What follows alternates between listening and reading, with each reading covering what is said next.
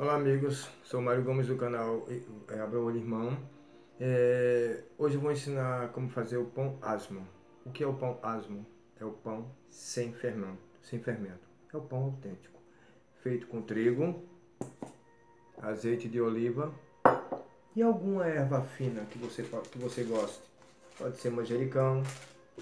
Existem nas lojas a própria ervas finas, pode ver, ó, que é um mix de várias ervas. Pode botar orégano, alecrim, vai do gosto. E uma pitada de sal. Nós vamos usar 2 xícaras. Se for, por exemplo, aqui na casa são 3 pessoas. Se for uma pessoa, basta 1,5 xícara, 1 xícara no máximo, tá? Tá aqui, ó, fermento. Aí você vai usar,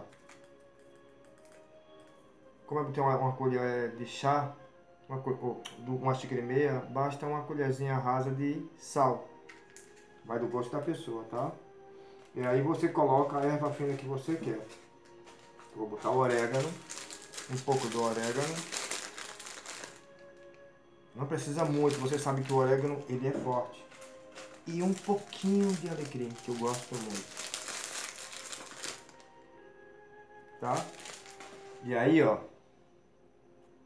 vem o azeite. Você dá, ó, uma camadinha. Não precisa muito não, para dar o toque, tá? O azeite é importante. O pão asmo é a segunda festa celebrada de Deus, a segunda festa de Deus. A primeira é a Páscoa, a segunda pão asmo, a terceira primícias, a quarta Pentecostes, a quinta trombetas, a sexta dia da expiação e a sétima tabernáculo. 4 primeiras festas feitas na primavera e as 4 primeiras e as 3 últimas feitas no outono. Ou é o contrário, não me lembro bem, mas é mais ou menos isso. Mas é isso mesmo, as 4 primeiras na primavera e as 3 últimas no outono, né? E a segunda é o pão asmo, que é o pão sem fermento, que é uma vida sem pecado, né? A Páscoa, na realidade, a gente celebra como se fosse o domingo de Páscoa, né? O cristão, os católicos, né? Em si. Mas não é, gente. A Páscoa, na realidade, nada mais é do que hoje, colocando... As festas eram literais antes da vinda de Cristo, antes do surgimento de Cristo na face da terra. E se tornaram espirituais com o surgimento dele. Porque Cristo, ele representa todas as festas hoje em dia. Tanto é que não são mais feitas as festas como antigamente. Quando, por exemplo, a Páscoa nada mais era do que ter que sacrificar um cordeiro, passar no umbral das casas na sexta-feira, porque o anjo da morte ele viria para levar o primogênito, fazendo parte de uma das 10 pragas do Egito, os primogênitos, exceto dos judeus, ou dos hebreus, que hoje são judeus, né? Mas para que isso acontecesse, o anjo da morte não batesse na casa daquelas pessoas e levasse os primogênitos, era preciso que os judeus colocassem como sacrifício o sangue de um cordeiro no umbral das casas. E assim o foi. E assim que isso acabou, no sábado, sexta-feira por sábado de manhã, depois do fato acontecido, terminou o faraó Ramsés II, liberando o pessoal, os hebreus, porque já não aguentou mais, o filho dele tinha morrido. E disse, vão-se embora do Egito. E eles foram. Então não daria tempo de fazer pão. O pão levedado, que ele tem que crescer, esperar. Então foi feito às pressas. Por isso o pão asmo, que hoje representa uma vida sem pecado. A nossa Páscoa foi Cristo, que deu o seu corpo por nós.